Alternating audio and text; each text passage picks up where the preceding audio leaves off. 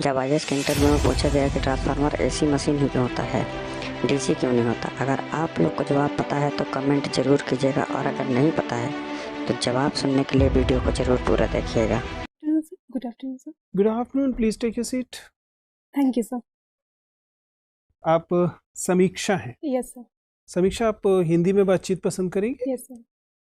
समीक्षा, आपने वैक्सीन की दोनों डोज ले ली है? Yes, sir. फिलहाल तो किसी किस्म के लक्षण आपको नहीं है, तो उस केस में आप मास्क हटा लीजिए। कंफर्टेबल है? Yes, sir. ठीक है, तो समीक्षा बातचीत शुरू करें।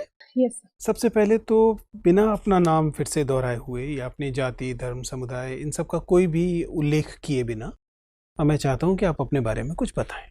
सर, मैं बिहार राज्य के अररिया जिले की निवासी हूँ और मैंने अपनी 10वीं की परीक्षा बीएलडी हाई स्कूल से पूरी की है और अपनी 12वीं की परीक्षा वाइनपी इंटर कॉलेज अररिया से पूरी की है।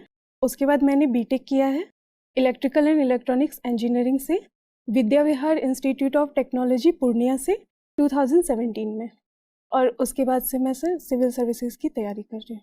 आप पूर्णिया गई थी बीटेक करने के लिए? Yes sir. और 2012 के बाद 5 साल यानी 2017 में जाकर आपने बीटेक किया? सर 2013 से 2017। हाँ, मतलब एक साल आपको बीच में आपने गैप लिया। Yes sir. और 2017 में जाके आपसे डिग्री हुई जब, इतना सब समय फिर आपने क्यों व्यर्थ किया यदि आपने उस डिग्री का कोई इस्तेमाल ही नहीं करना था तो? क्योंकि आपने उसके बाद आप बता रही हैं कोई नौकरी नहीं की। Yes sir. विषय के तौर पे भी आपने हिंदी साहित्य जैसा विषय लिया, तो वह डिग्री तो माता पिता के बजट के उस पर आर्थिक रूप से एक बोझ ही हुई। सर, मेरे पिताजी चाहते थे कि मैं इंजीनियर बनूं और इंजीनियरिंग के दौरान मैंने सिविल सर्विसेज के बारे में जाना और इसके सिलेबस के बारे में पढ़ा, तो फिर मेरा रुझान सिविल सर्विसेज की तरफ हो गया सर। तो ये जो आपने अपने प्रथम प्रेम यानी कि इंजीनियरिंग को दगा दी, इसका कोई अफसोस आपको नहीं है? सर, एक मिनिमम ग्रेजुएशन की डिग्री तो चाहिए ही थी सिविल सर्वेंट बनने के लिए, तो सर मैंने सोचा कि इलेक्ट्रिकल एंड इलेक्ट्रॉनिक्स से बीटेक हो जाएगा। चलिए, इलेक्ट्रिकल इलेक्ट्रॉनिक्स आपने पढ़ा ही है, मुझे बताइए कि ट्रांसफार्मर, यस सर। याद है ना, एसी मशीन होता है। Yes sir. क्यों एसी मशीन होता है? Why don't we have DC transformers? Sir, जो आउटपुट हमें चाहिए होता है हाउस होल्ड अप्लायंसेस के लिए वो एसी चाहिए होता है, और जो ट्रांसफार्मर है वो एनर्जी को ट्रांसफॉर्म करता है एक सर्किट से दूसरे सर्किट के लिए। और अगर सवाल अभी भी आप समझी नहीं। मैं जानना चाहता हूँ कि ट्रांसफार्मर एक डीसी मशीन क्यों, एसी मशीन क्यों है? डीसी ट्रांसफार्मर क्यों संभव नहीं है? आउटपुट में तो हमें किसी जगह पे डीसी की भी जरूरत पड़ सकती है। Yes sir. Transformer, DC transformer हो सकते हैं कि नहीं? सॉरी सर, नहीं सोचा? नहीं सोचा। चलिए, कोई बात नहीं। ये बताइए कि मान लीजिए आपके पास सिंगल फेज एसी है और आपको 3 फेज एसी चाहिए, कैसे कन्वर्ट कर सकते हैं?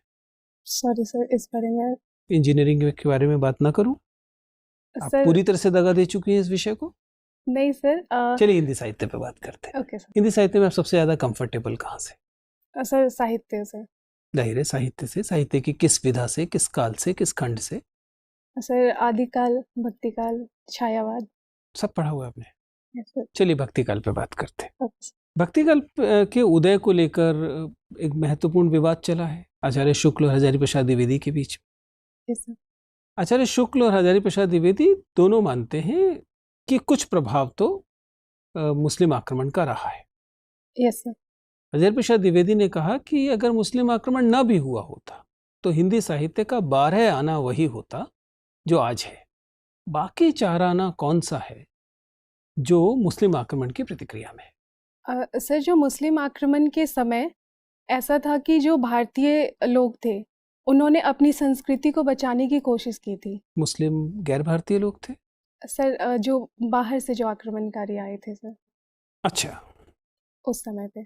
ठीक है। तो इसलिए ये एक आंदोलन के रूप में उस टाइम प्रस्फुटित हुआ था सर, और मुख्यतः ये दक्षिण भारत से आया था। दक्षिण भारत में तो कभी मुस्लिम आक्रमण हुआ ही नहीं था। सर, उस वक्त दक्षिण भारत से एक लहर चली थी सर, और गुरु रामानंद को माना जाता है कि वो नहीं, आप मेरा सवाल समझ में, अभी आपने कहा कि मुस्लिम आक्रमण से आया। Yes sir. और दक्षिण से आया, ये दोनों बात तो सच नहीं हो सकती, क्योंकि मुस्लिम आक्रमण तो पश्चिमोत्तर भारत से हो रहा था। Yes sir. सर मैं ये कहना चाह रही हूँ कि जो दक्षिण भारत से जो लहर चली थी वो भारतीयों को कहीं ना कहीं प्रभावित कर रही थी, और जब मुस्लिम आक्रमणकारी आए और जो गैर हिंदू थे, तो इन लोगों ने अपनी संस्कृति को बचाने की जो कोशिश की और फिर जो अपनी भावनाओं को भक्ति के रूप में जो प्रकट किया, वो एक भक्ति आंदोलन के रूप में दिखता ये है। तो हजारी प्रसाद द्विवेदी की व्याख्या नहीं है, ये व्याख्या तो मूलतः रामचंद्र शुक्ल की व्याख्या है मुस्लिम आक्रमण की प्रतिक्रिया यस में। सर। हजारी प्रसाद द्विवेदी क्या मानते हैं? सॉरी सर, इतनी गहराई से अभी नहीं। चलिए खैर छोड़ देते हैं, आप साहित्य को लेकर भी बहुत संतुष्ट नहीं है। आधुनिक काल तो अच्छे से पढ़ा होगा, यस गोदान पढ़ा है, आपके पाठ्यक्रम का है, यस सर। अच्छे से पढ़ा है। Yes sir. चलिए गोदान में अगर हम बात करें तो सरोज को नहीं याद करके बताइए। और सरोज, और ये सर मैंने पढ़ा है, एक ये किसी की पुत्री है सर। किस कोई ऐसी पात्र हो सकती है जो किसी की पुत्री ना हो? Yes sir. सर मुझे नाम याद नहीं आ रहा। मालती की छोटी बहन है सरोज, अब याद आया? मालती याद है कौन है? Yes sir. कौन है डॉक्टर मालती?